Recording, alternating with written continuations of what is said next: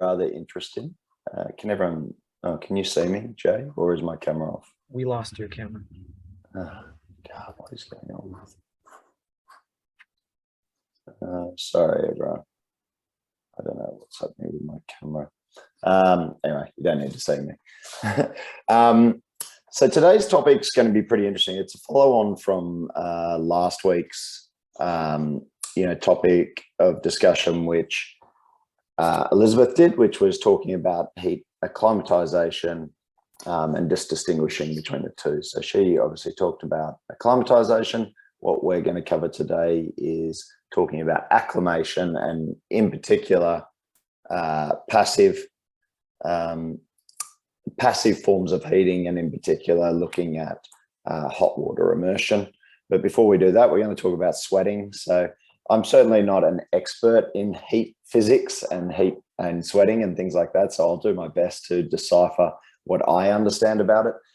Next week, we have Dr. Alan McCubbin coming on one of the Q&As, which will be really, really exciting, because if he's written a number of papers related to sweating and heat acclimation and heat acclimatization, and also his special interest is in electrolytes and fluid balance. So if you've read any of the stuff that he's put out, especially recently in relation to some of the stuff with Asker Unicrop, sort of discussing the role of electrolytes and whether they're important or not. So I think it'll be a really interesting one for everyone to jump on next week and sort of get his take. I certainly had an interesting conversation with him midweek. So today will be a little bit of that, and hopefully we'll stimulate some thought processes that hopefully you can inundate him with next week.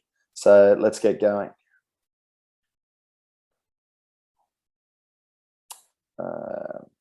Right. Okay, so I thought what we would cover at least is a really important point about maintenance of heat balance, okay? Because ultimately that is why we sweat. Sweat is the most effective way for which you can cool yourself down. So as this quote comes from a guy called Ollie J, who's a very interesting guy to listen to, and I can direct you to some interesting podcasts with him. But heat loss through sweat evaporation is the principal avenue of heat loss during exercise in most environments, and the only means by which humans can dissipate heat from the skin if environmental temperatures exceed skin temperature, conditions that would otherwise lead to dry heat gain. So what that effectively means is, yes, there are other ways of cooling your body, things like convection, but ultimately sweat evaporation and that process is what's going to result in heat balance, or trying to achieve heat balance once heat starts to creep up inside the body. And I think that's a really important thing to understand as we go forward.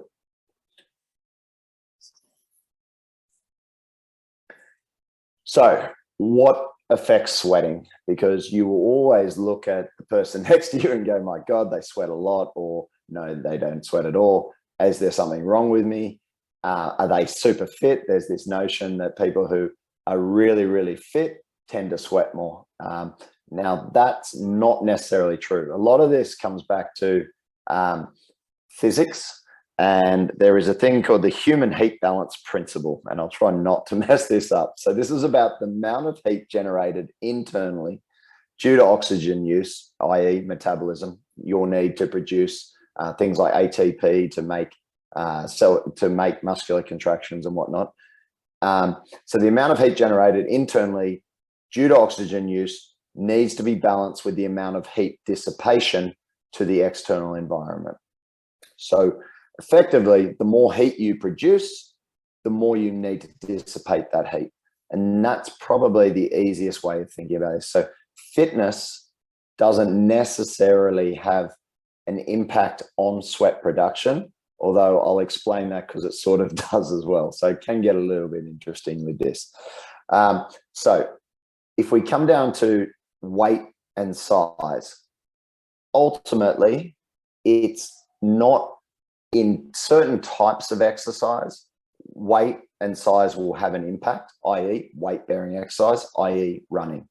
And that is probably why you see higher sweat rates when you're looking through your individual data and what we see generally is that sweat production, sweat rate as an average and a peak, what we see historically and anecdotally, and what I'm sure you're all seeing by recording the data, is that sweat rate will generally be higher in a weight-bearing exercise, i.e. running.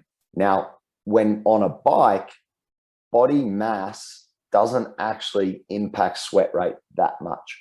What impacts sweat rate is heat production. Heat production is ultimately how much power you're producing. So the reason we know that size, body mass, doesn't affect sweat rate, total sweat rate, is because there's been a number of studies done where they limit the amount of force production, i.e. the amount of watts being produced by someone who's very heavy and someone who's very light, and ultimately their sweat production is exactly the same. When power production goes up, i.e. heat production goes up, that's when sweat rate changes. So what you start to see now, obviously someone who is heavier may be able to produce more power. So that's the caveat to this, is ultimately, if you are bigger, potentially you could produce more power. And if you produce more power, you're producing more heat, and therefore you're going to need to sweat more to dissipate that heat and try and maintain some form of heat balance. Okay, does that make sense? I know, no, whoa, Jay, we're only on the start of weight and size. So that's the first question. That's the first point to be made. Body fat. Everyone thinks that someone who's fatter will sweat more. No. Again, they've done really cool studies where someone with 7% body fat and someone with 35% body fat, but weigh 94 kilos, have them on the bike. And actually, if their rate of wattage or power production is kept the same, they sweat exactly the same. So body fat won't necessarily increase sweat rate. Body fat can slightly result in a higher core temperature, but not that much. But ultimately, sweat rate is not affected by body fat percentage. Now, if that bigger person put through more power, then obviously sweat rate would go up. So that's really important. We've covered types of exercise. Bike, obviously, can be accounted for because it's non-weight bearing. Efficiency on a bike compared to efficiency on a run is very different. The efficiency on a bike is fairly similar across it when they've studied this. Whereas running, there's more biomechanical issues that relate to that exercise efficiency that can impact sweat rate. The less efficient you are, probably the more power that's going to be, or more heat that's going to be generated, i.e. you will sweat more. So that's important. Your evaporative efficiency. So this comes down to, just make sure I'm covering all these points about body fat percentage. Yep. So your evaporative efficiency comes down to how well you are at getting very wet, I guess, and how effective your body is at sweating and getting, the more water you have on your body, the more that you will be efficient at sweating. But there will become a point, and I'll discuss this later, about when you reach maximal sort of wettedness is what they term it, then water starts to drip off you and then your efficiency starts to drop. Now, sweat gland density is something that's very interesting. I think that Elizabeth touched on this, is that females, in terms of sweat gland density, there are more sweat glands in certain parts of your head, that's certain parts of your body, which is why you tend to sweat earlier in some places. So the forehead is one of those places.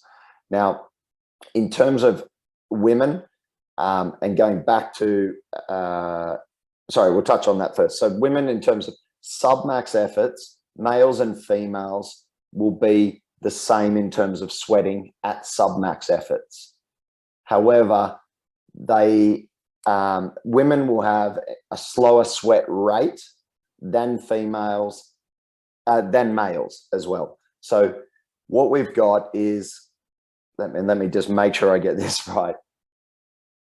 Okay, so the max sweat output of individual sweat glands in females is lower than males. So it's not necessarily the density of the sweat glands in females versus males that makes the difference in their ability to be effective as sweaters. It's more that the individual sweat glands in females maybe don't produce as much sweat as what occurs in males. So it's not necessarily an issue at submax exercise, but what we see with females in max output is that their efficiency and their ability to cope with higher rates of heat production is not as effective as males when we get to the very high end. So it is something for females to consider, that core temperature could go up in maximal exercise over prolonged periods, and therefore cooling for women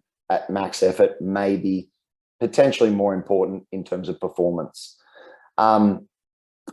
What else? Something that has been asked about in terms of females as well, in terms of gender differences, in terms of menstrual phase, there is about 0.7 to 0.8 degrees Celsius change from the luteal phase, from the follicular phase to the luteal phase.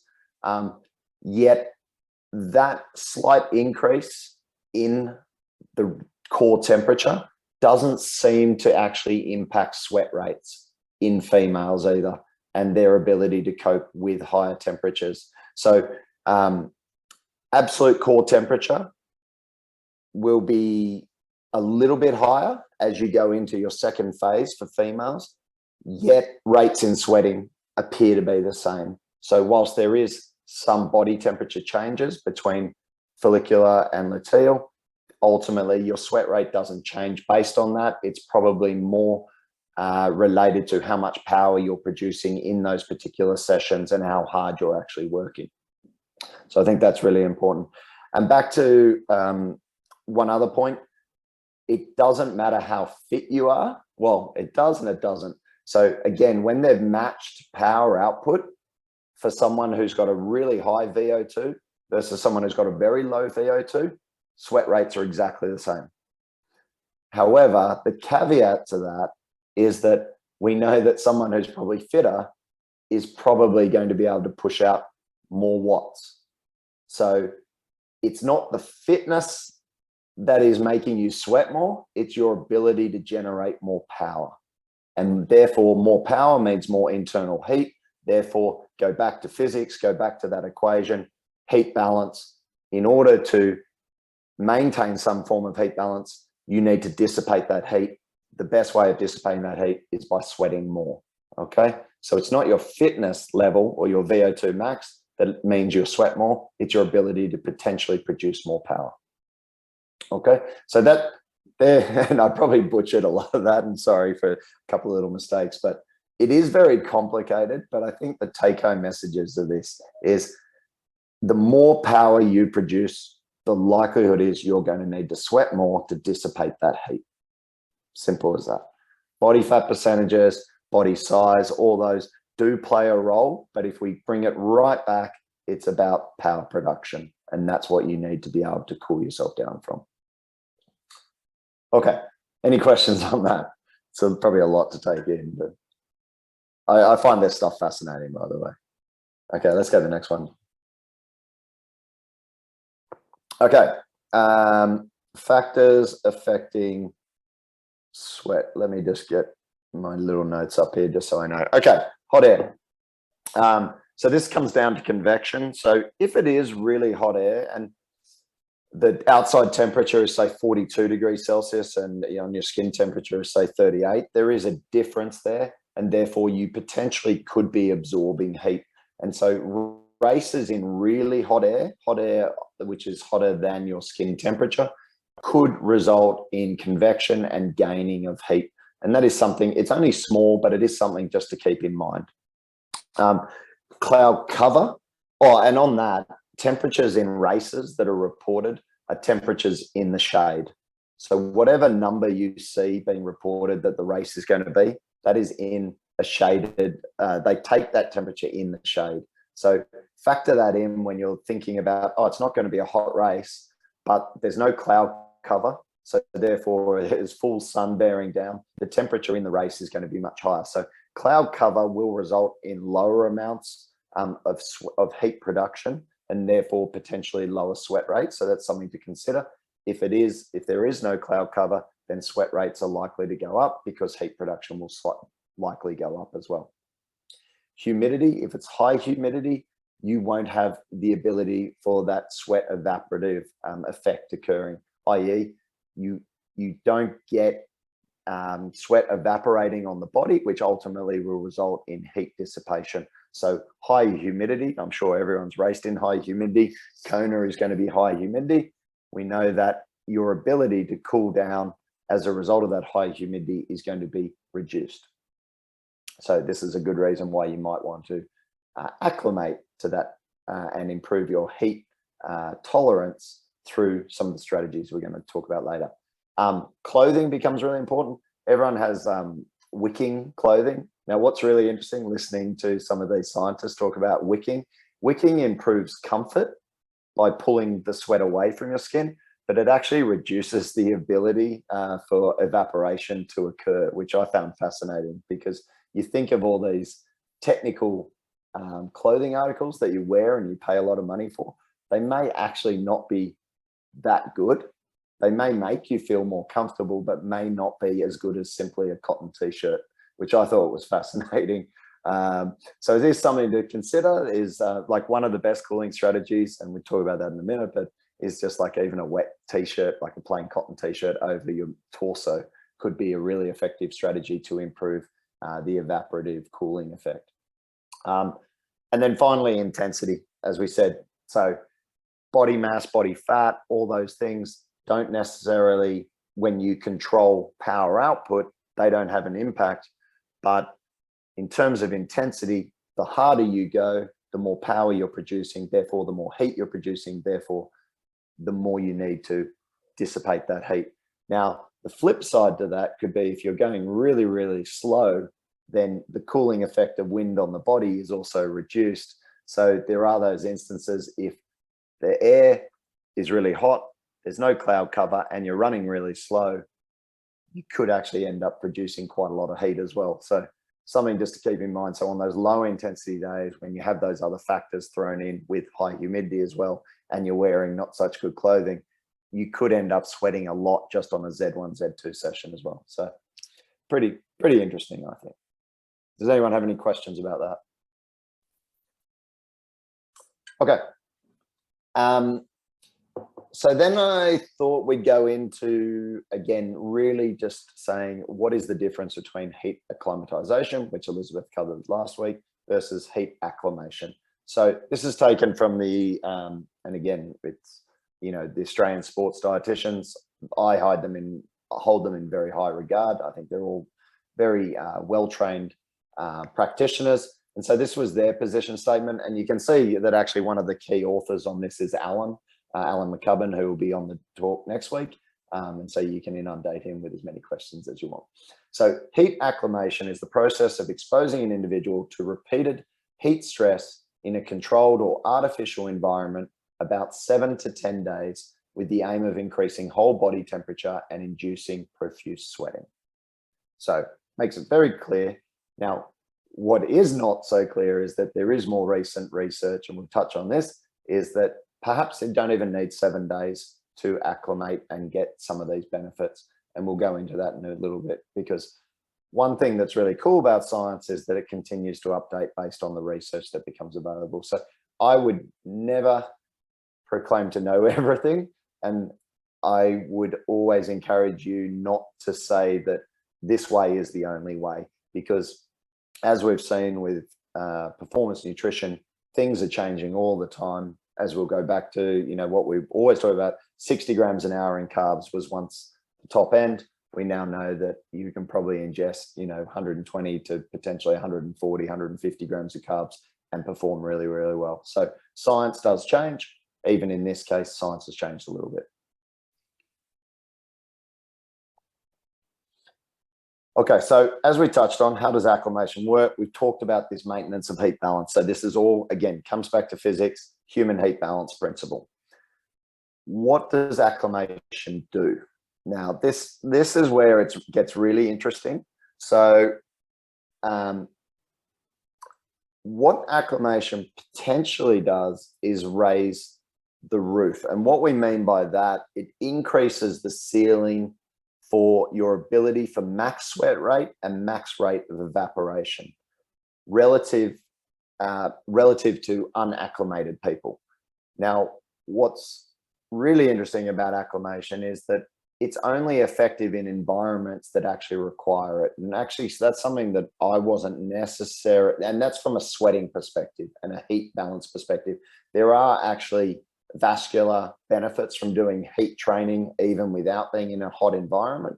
But from a thermal perspective, what we know is that heat acclimation, if you're put in an environment where heat balance cannot be maintained, it will give you distinct benefits over someone who is not heat acclimated. So if you know your race is going to be an environment that results in you not being able to maintain heat balance, i.e. you're going to get very hot, then heat acclimation is an absolute must for every athlete. And I cannot stress that enough. It will make a big difference to you racing in a hot environment. And the science has shown that. Okay. From from a thermal perspective, okay, it allows you earlier sweating. Come back to that equation. What do we know earlier sweating does? It allows for that evaporative process, and it also increases the rate of sweating, which again, come back to that principle. We know that that's going to cool you down further. Now, obviously, if you're sweating earlier and you have more sweat, then you probably need to think about replacing that as well. So that's why some of these people who have high sweat rates also have the need to take in larger amounts of fluid in order to maintain fluid balance. From a physiological perspective, as I touched on, there are other benefits related to that. So increased plasma volume, cardiovascular load is ultimately reduced, maximum cardiac output, so efficiency is improved, a lower resting core temperature as well. So there's some of the advantages of doing heat acclimation, and that's again through an artificial, potentially passive means. Your max skin wettedness is a term. It actually should be wettedness changes. So what, and these percentages, I'll have to pull up the study and I can share it later.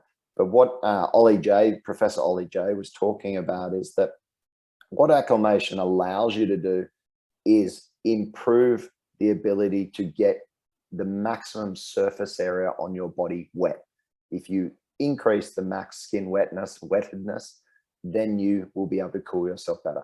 So what we see, and this is his statistics, and I'll get the study for it, 72% of the body can be achieved in terms of max skin wettedness for an untrained, unacclimated. When you start to train, your ability to increase skin wettedness improves. We see that, you know, you're producing more power, so you're probably improving the efficiency of your sweat glands in a sweat rate. But then when we go to an acclimated, trained individual, you suddenly can see how much of your body you can get wet and therefore improve the ability to cool yourself down, which I think is really cool. So you can see that step progression as we go. And I think it doesn't mean you have to do all your stuff in an acclimated state, but if you're certainly going to be racing in somewhere where you know you're not going to be coping with the heat because it's going to be too much for your body to allow you to cool down, then there are those natural step progressions of being untrained to trained to trained to trained with acclimation. Okay. So in terms of heat acclimation, there are many ways of doing heat acclimation. What I'm talking about here is a passive strategy.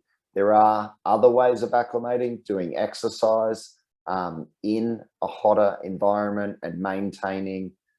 So what they do is they use rectal thermometers. They will look at increasing the core temperature of an individual exercising in an artificial heat chamber. And they will try and get that temperature as close to 40 degrees Celsius internally. And then they'll try and maintain them there, and they'll do 90 minutes of exercise continuously every day. And that's one way. That's an active strategy. What we're focused on here and what's become more prevalent is research into passive strategies around acclimation, which could be really useful in a short-term setting to improve your ability to, well, Okay, to improve your ability to cope with heat. So if we go to the next one.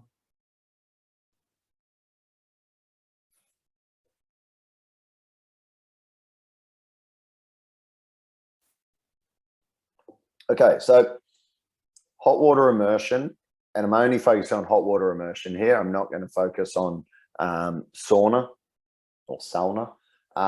We're just going to talk about hot water immersion. The reason I love hot water immersion is because a lot of people have access to a bath.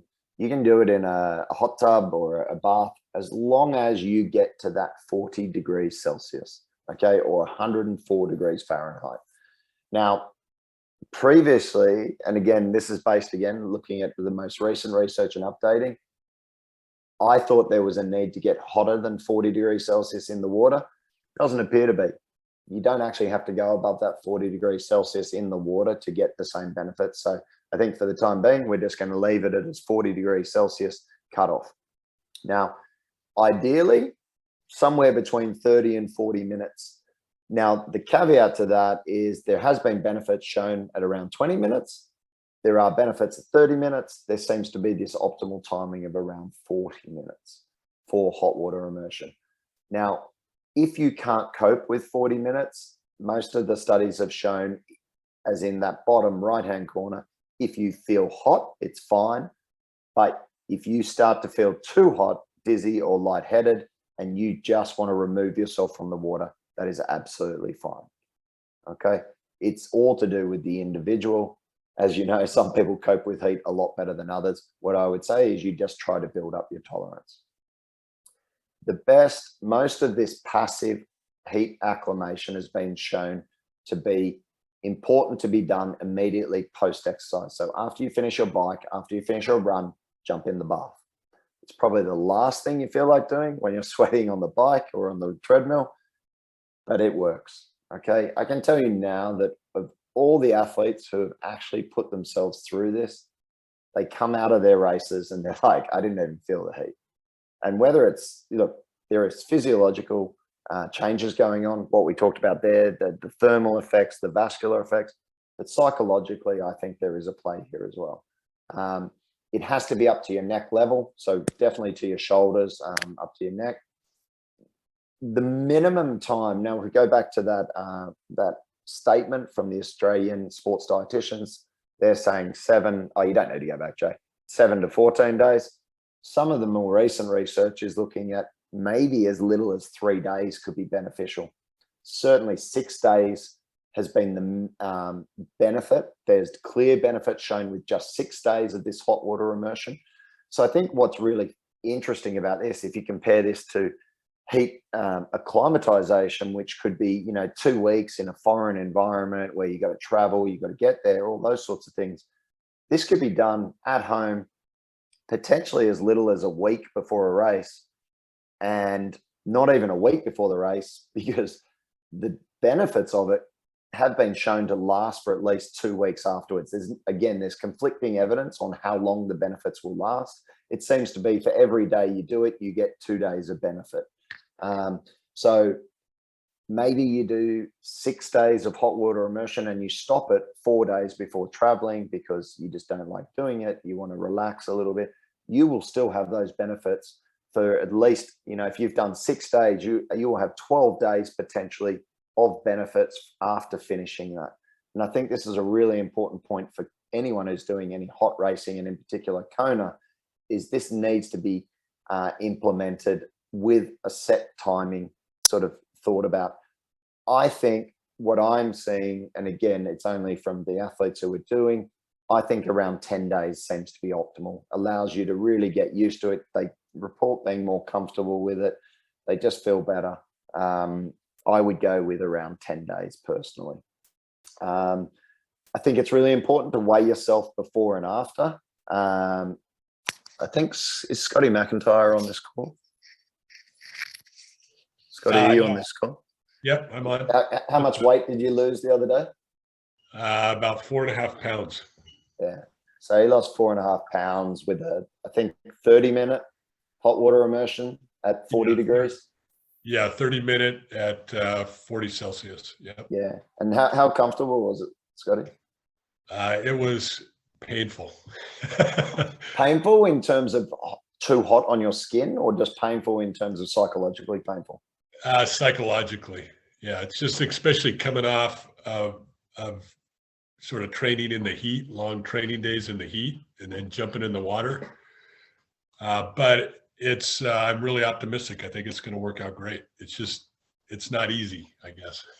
Yeah, it's not easy, and I think so. Scott, and again, cut me off if you're not happy for me to talk. You're happy for me to just give a little bit of background on you? Yeah, of course. Yeah, whatever you'd like. So Scott's traditionally struggled in hot weather racing. He struggles with the run off the bike. He has an extreme sweat rate, so it's good, Scotty. It means you're pushing out some decent numbers, probably, which is good. But he struggles with that. So what we've learned is he has had to really improve his fluid intake to match his sweat output. He uses a product called glycerol now to induce hyperhydration. So we use, if anyone is an extreme sweater and really struggles with high body weight loss after sessions or in there, certainly it is a consideration to use something like glycerol as a hyperhydration strategy the day before the race and during the morning of the race, and actually during the race, and using that product. That is something happy to talk about. And now what we're doing is trying to improve his ability to cope with hot weather where his body can't cope with it. So that is why he's doing acclimation. We're using it as a test going into Santa Cruz. We don't think Santa Cruz is going to be too hot, but again, the temperatures being said are in the shade. It's probably going to get a bit hotter than what they're saying. I think it will be of benefit to him, but I also think the process of going through this, knowing that Scott's going to Kona, will be beneficial in itself. And also those vascular changes, I think for any athlete, it's certainly worth doing. Consecutive days is the really important point too. Passive heating has to be every day. Any questions? And that's not Jack, by the way. That's not my son. I was going to put my son in the bathtub up there, but then I thought better of it.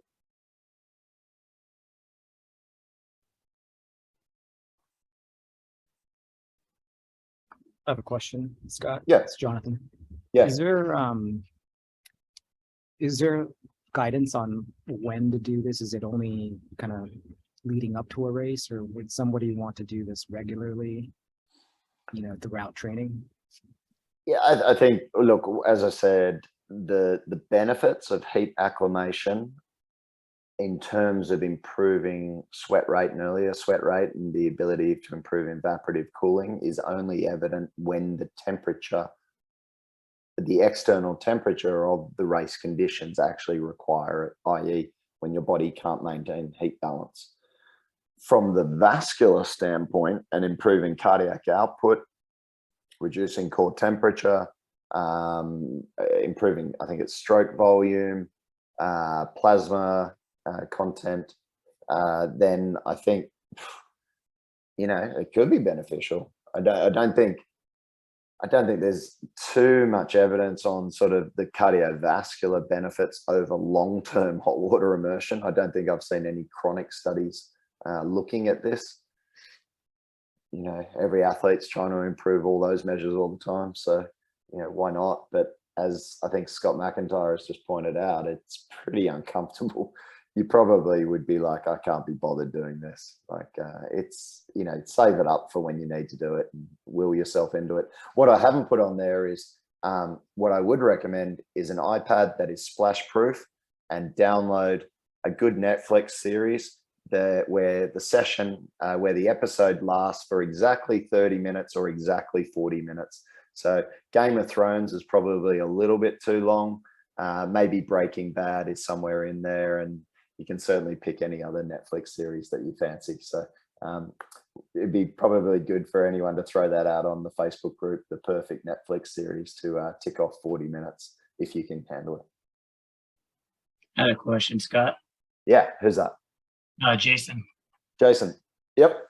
I had heard or did other references to the hot water immersion, and there's been reference to the hydration ending 10 to 15 minutes of the end of your workout before you're going to do this, and also not taking hydration while you're doing the immersion. And maybe you're getting to it, but I don't see any mention of that here on this. No, it's a really good point, actually. So, and again, reading, it's not clear that there's this notion of maybe you should dehydrate yourself further before getting in the hot water, and that could improve further effects. It's not clear. I caution it, because the last thing you want to do is pass out in a hot bath. So certainly make sure that make sure someone knows that you're getting in the bath, I think, is probably just as a safety precaution, because people can pass out in hot water, and certainly we don't want to have any ill effects from this. I think I would certainly weigh yourself before you get in, and if you look at that after doing a heavy session, and you're already maybe you dumped it into the Fuelin app and you're already down 3% body weight, I'd probably drink. Look, it's such a hard one. I think you could see how you go. You may only last 10 minutes because you're so dehydrated and you just feel terrible and you start getting dizzy. I think then you could drink some fluid in the bath. There certainly doesn't seem to be any contraindications about drinking whilst you're in the bath. I don't think you need to, and we're going to touch on this next slide, is you don't need to be drinking really cold water to rehydrate yourself. So perhaps the better strategy to stop any internal cooling would just be to drink some water to maintain water balance, and therefore maybe improve sweating whilst you're in the hot water. Because the reason Scott lost so much water is because of conduction. You're losing, because you're in a denser medium and it's a hotter medium, you're losing heat. Heat is being drawn out of the body into there. So it's just something to consider. As I said, the science isn't there yet. I think it's going to get better and better, and more research comes on this, but I think there is a little bit of individualization there. What we do know, touching on that, is athletes, very highly trained athletes, appear to be able to cope with much higher internal core temperatures. So that magic number of like 39.8 or 40 degrees Celsius, when they've done studies on athletes really pushing themselves, those elite athletes can push their internal core temperature well beyond 40 degrees. So there seems to be some sort of adaptation as well. The fitter you get, potentially, the more you can cope with stresses on the body. And I think that sort of makes sense, doesn't it? Like, these elite athletes can always cope with more than the average punter, and there's probably some physiological adaptations that have occurred there that allow them to do that. So yeah, does that sort of answer your question, Jason? Yeah, no, that's great. Thanks. Cool. So practical strategies, which is probably the most important thing out of all this stuff. The science is really cool, but it's all about what you do with it. So ice towels. Now, again, can you do this? I was always thinking like, oh, could you do this on the bike? Could you have an ice towel with a heap of ice sort of like bandage, so it went around your neck, it was taped off at the ends, and then midway. You see them on the tennis players a lot. So these strategies have been found to be the most effective in cooling the body. But they're big. I think they've got like 2 or 3 kilos of ice in them. But I was thinking, like, could you have that at T1? Could you pop it on the neck? Could you form out of like, T1 with this big ice towel around your neck and wear it just in that, tucked position? And cool your body down for 10 to 15 minutes, and then toss the towel and away you go. Would it have a big impact over, full Ironman over 5 hours? I don't know. It might cool you down for 20 or 30 minutes, but then is it just too much of a faff? So, yeah, I don't think it's possible in this sport, to be honest. Ice towels around the neck, smaller ones, might provide some peripheral cooling and psychological impact to you, which, because you feel cooler, could allow you to perform better. It won't necessarily physiologically change you, but psychologically, we know that those athletes who drink colder water or ingest ice slurries psychologically feel better, even though physiologically there's probably no change. So this then comes down to what can you actually change as a triathlete. I think, again, some of the athletes I've worked with one-on-one, they know this strategy of grabbing either, if you can grab cold, either ice in the cups and just pass it from hand to hand as you're running. The palms are a very effective area in terms of sweat glands and heat dissipation. The face, the soles of the feet, and the palms of the hands are the three of the most effective areas for cooling the body.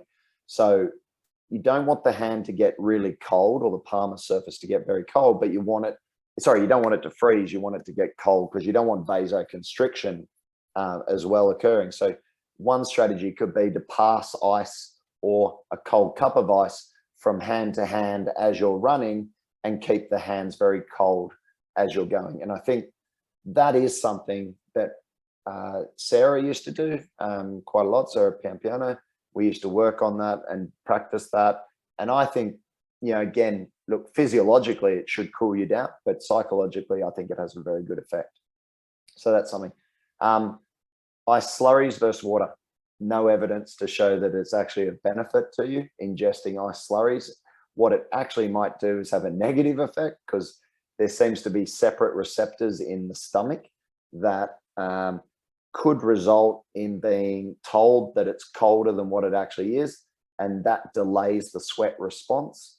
So if you're exercising, slurries, pretty much impossible to swallow really, icy cold drink anyway on the run. Tried it with many athletes, doesn't work. Actively, doesn't seem to be any more benefit than just drinking water. Now, the temperature of the water doesn't seem to impact it either. So whatever, it's probably more around the amount of water that allows you to sweat maximally. So the most important thing here is, again, coming back to what are we trying to do? We're trying to sweat at high rates to cool the body down through evaporative cooling.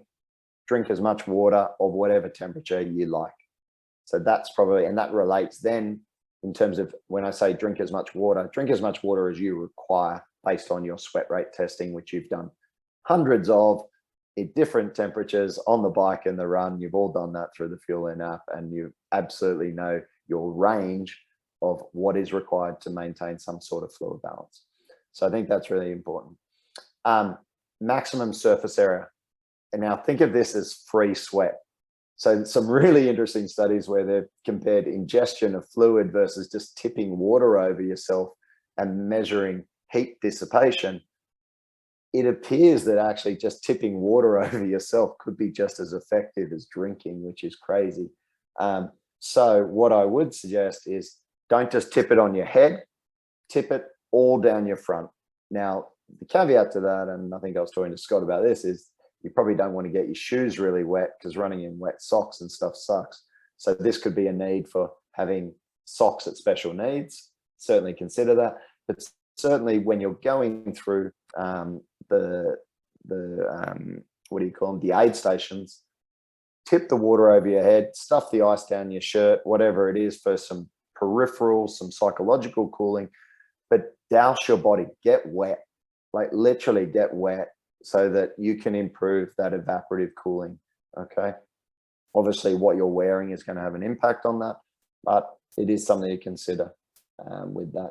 I don't know, would anyone ever change into a cotton t-shirt and run in an old school cotton t-shirt at T2 rather than running in their, their zoot suit or whatnot? I don't know. I think it's interesting that, maybe these tri-suits aren't the best. Maybe you go back to the old school singlet, cotton singlet, and just bust it out and win Kona. It'd be awesome. So anyway, I thought that was really interesting. And then, psychological, physiological, we touched on. The reason I put glutamine in here is this is all to do with heat shock proteins. So something we know from acclimation is that we improve heat shock proteins, which help with the tightening of the junctions in the gut lining. Carbohydrates, in particular fiber, and carbohydrates in particular are the most effective in improving, and I've talked about this, heat stress injury. Protein is probably the next important, and fat does absolutely nothing. So in terms of, we know that through acclimation, you can improve these heat shock proteins. We also know that L-glutamine, which is a conditionally essential amino acid, could help the formation of these heat shock proteins.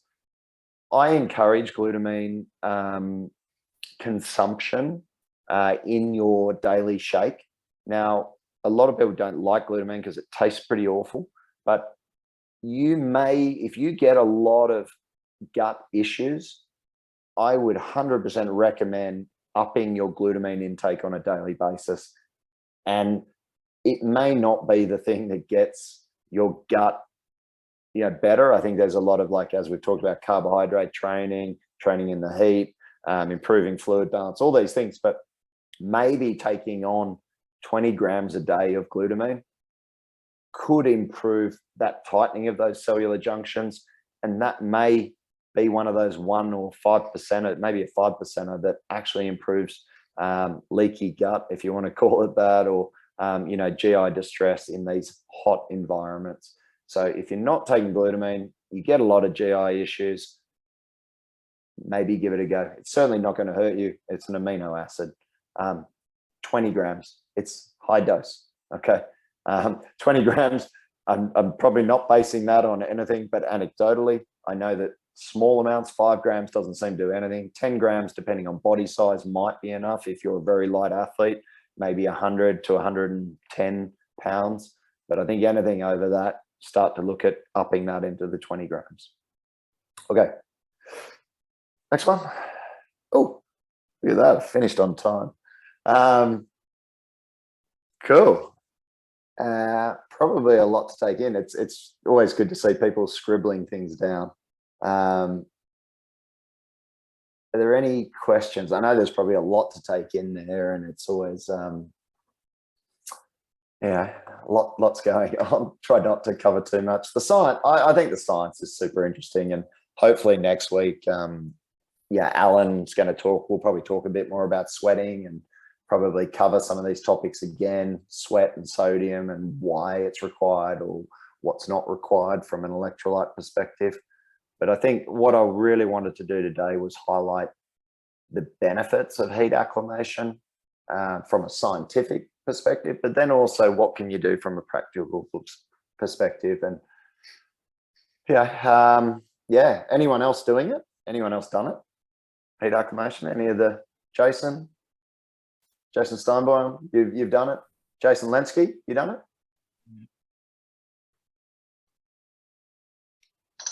Have not, no.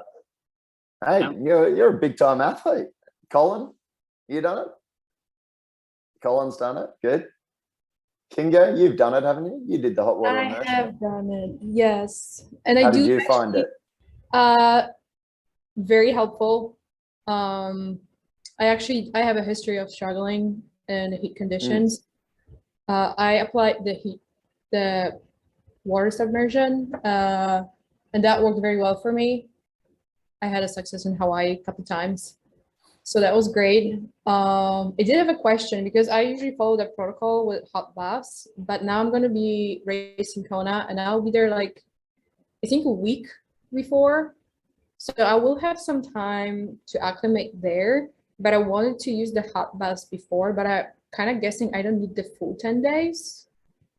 No, I would do 10 days leading up to the day you leave. Still? Yeah, I would do that because you're going to, okay, so you'll get the benefits of that. You'll have how many days before? You get there 7 days before? Yeah. Yeah, like so that. I would do probably somewhere between 7 and at least 7 days of heat acclimation through the hot water immersion prior to going to Hawaii for Kona. You will then acclimatize when you're out there. However, and something I'm sure Elizabeth touched on last week is don't have air conditioning. And that will suck. But there is evidence to show that if you're trying to acclimatize to the environment, if you train in the hot environment, you're doing 90 minutes every day, and that's important, 90 minutes of heat acclimatization in the environment. If you go and then sit in an air-conditioned room for the majority of the time, there seems to be a drop-off in the benefit. So that's something just to consider. Maybe have your windows open, maybe really just get used to being really uncomfortable. Doesn't sound very pleasant, but something to keep in mind, Kinga. But well, what's really cool though is you're doing both. You're acclimating passively, and we know the benefits of that are fairly pronounced and should be fairly robust and give you the benefits of that. And then you're going to acclimatize, so you're getting sort of a double whammy. So I think it will help you a lot in that sense. And then I think you acclimatizing and feeling the humidity out there is probably going to be a big key for you, and learning how to cool your body down. And that's where when you go out there practicing dumping water over your body, not just your head, and seeing the effect of that, maybe looking at what you're wearing could be really important, so on, so on. So Thank you. cool. Jason, back to you. Lenski, why haven't you ever done it? Are you not aware of it, or you just never wanted to? No, it sounds miserable. Yeah, I think it is pretty. To be honest, I've never done it. I used to get the guys in Bermuda to do it with the sailing. We used to use it as well, but it's Yeah, no, I think just I've been fortunate to train in pretty toasty environments, and it's just been the last thing on my mind, even though I know it's certainly good. But yeah, when I finish a long workout, I'm just totally smashed, and the last thing I want to do is, you know, sit in a warm tub or hit the sauna protocol. yeah. Yeah, But so saying that's that, certainly on me. think of St. George, like you had some issues. Yeah. You know, I'm like, this is probably the one thing you should be doing. As uncomfortable as it is, it's like, get stuck into it. Because I think it could be one of the, like, again, go back to Kinga. Kinga historically had a lot of issues with it. I think we did it before Miami, didn't we, Kinga? Yes, or Florida. Yeah. Or Florida. And she Yeah. came out of Florida and she was like, awesome. Yeah. I was like, whoa, it's actually cool there. I don't know why they're complaining. So like I think, and you know, you listen to these researchers talk, and again, not always are they very good with practicalities. I think like listening to these guys like Ollie J and you know, Alan and that, like it works. The science is backing it up, and practically, again, go back. That's why I love you know, hot water immersion, is because it's actually, not everyone has access to a sauna. Most people have access to a hot tub. There's probably a heap of questions here. Let me pull them up. Where's the chat? Andrew Mutton, what's this? What's the questions? I'll be racing pros at the TDF. We're dipping their hands in. Not great for track. What's the TDF? Tour de France, probably. Oh, the Tour de France. Yeah. So that comes back to my palm thing. So immersing your hands in cold water for 20 seconds. It's been shown to improve heat dissipation. It's all good in science, but you can't really do that in a triathlon or an Ironman, can you? So, you know, it's one of those ones. But anything that can cool the palmar surface down, I think is really, you know, you're thinking, okay, can I hold some ice in the hands? Can I pass it through down the back, down the front, peripheral cooling, psychological cooling? Put the ice down your front, tip a glass of water over your chest, the cold water on your chest, you know, you running fast, wind evaporating that through a cotton shirt or whatever shirt you're wearing, whether it's wicking or not, trying to maximize that evaporative process, I think is going to be really, really interesting for most people to do. What else? I'm curious about BOA. What's that? What's BOA? Anyone?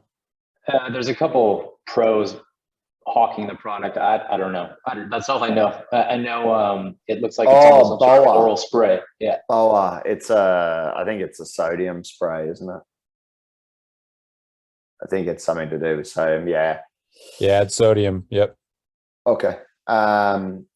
Yeah, I think there's something they're saying that the receptors in the mouth are better. I mean, again, we'll talk about this next week, total requirement of sodium and how much sodium do you need to replace and how much fluid do you need to replace based on timing. Again, the science is catching up, I think, with the practicality, and that was what I would always say. I mean, again, Jason Lenski, are you happy for me just to say a little bit? Yeah, please. Like, Jace was taking in fairly high amounts of sodium, and I think he overdid it. I think you can end up, as much as everyone thinks they're taking on heaps of sodium is going to change their life, not change their life, but potentially change their race, is there are downsides from taking too much of anything. And whether that be too much carbs that can make you really sick, or too much sodium and you end up with hypernatremia, which could be, you end up feeling really dizzy, brain fog, lack of muscular coordination, nausea, or whatnot. Like, also very similar symptoms to hyponatremia. So I think you've got to be careful, and comes back to the whole point of this program, is like testing and retesting and testing and retesting. And if you listen to any of the stuff from Alan or Ollie J or any of these professors or sports dietitians who are very good at their job, is that you can't, like, these one-off sweat tests, and again, we'll distinguish this next week, but these one-off sweat tests where they tell you what your rate of sweat is, it just doesn't make sense. It does not make sense to me. And that sodium concentration they give you, whilst it's an indicator of how much sodium is in your sweat, it's not an absolute that you need to replace all that sodium in that liter of fluid lost, because you habitually are taking in sodium. There's no evidence to show that taking in that 100% amount of sodium is going to result in either performance improvements or reduction in cramping. It comes down to the individual athlete understanding how much fluid they're losing, how much they need, how much carbs you need, how much sodium you feel better with consuming based on the duration and intensity of that racing. And the only way you're going to understand that is by treating yourself as a participant in your own study and recording your weight before sessions, after sessions, recording how much fluid you consume, what products you consume, and so on, and building up that database to create a range that is specific to you. And until you do that, I really think you're sort of just winging it. And that's my personal view, and that is why we set this up in the first place. That's my little rant. Any questions? I know we're a little bit over time, but hopefully today's session was good. I certainly enjoyed it. Hopefully you got a few nice little takeaways, practical strategies you can use in the race, made you think a little bit about. One thing I will say, I think what's really interesting about that is if you're not a heavy sweater, then I was thinking about this. Is there a way? Look at what your wattage is, maybe even on the bike, or if you wear a stride power meter on your shoe when you're running. I'd be fascinated for the people who are not sweating a lot. Are you not producing a lot of power? And it could then influence nutrition, because if you're not sweating a lot, you're not producing a lot of heat, therefore you're not burning a lot of calories. The wattage reported on your bike as well is only 20% of total power output, depending on the efficiency, somewhere in between 20 and 25% output.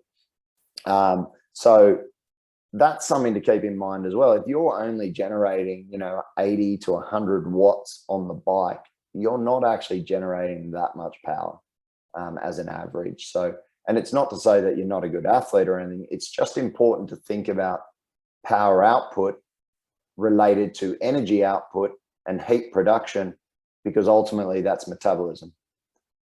If you're not producing a lot of power, ultimately it will impact nutrition and nutritional requirements. So I think there is something there. I'm going to talk to some people who are probably much smarter than me and see if we can start to work on, there must be ways of sort of quantifying that and working on somehow around sweat rate and power production, and then dialing in nutrition further and further and making it even more applicable to what's required in session, especially for those low intensity sessions.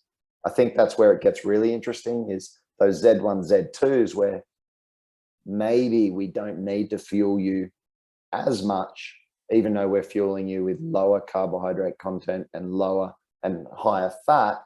The total calorie intake maybe could be dropped down if you're only averaging 100 watts or something like that. So anyway, if you are one of those people and you are not sweating a lot, and then you look at your power output, send us a message. I'd be interested just to have a look through data and see if we can work it out. It'd be interesting as well to look at, is your body composition improving at the rate you would expect, or is it stalling, or is it not improving? And is it because we are potentially over fueling you at certain points of time? And that could be, come back to physics of law of thermodynamics, energy in, energy out, all those sorts of things start to play into each other. So anyway, I'll shut up now. I've had a couple of coffees this morning and not much sleep. Okay, thanks everyone. Oh, one question. What is considered a lot? Sorry, Rita, what do you mean by that? When you a lot of sodium? Yeah, people who sweat a lot and sweat a lot. Yeah, a lot. Well, this comes down to so if you see your sweat rate on there, because you should be able to see if you're sweating more than sort of like oh God, there's no definition on what's a lot. I think anything over sort of 1.3, 1.4 liters an hour is probably a lot, because you got to start to consume that. I can't remember what yours is fairly low though, isn't it? Yeah, depends on if there's a lot of humidity in New York City right now, so yeah, that's factoring into it. Yeah. Well, that's gonna affect your evaporative cooling. And it may slow down the sweat rate eventually, because you're not actually dissipating that heat.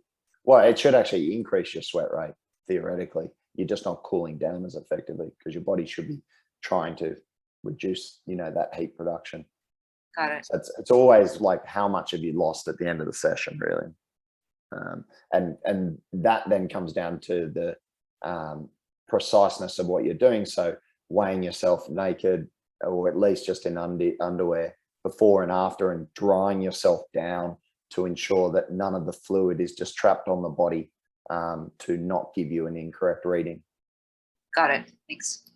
Cool. Okay. Thanks, everyone.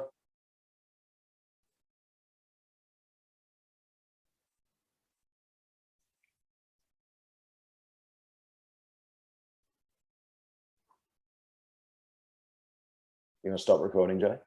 Oh, okay.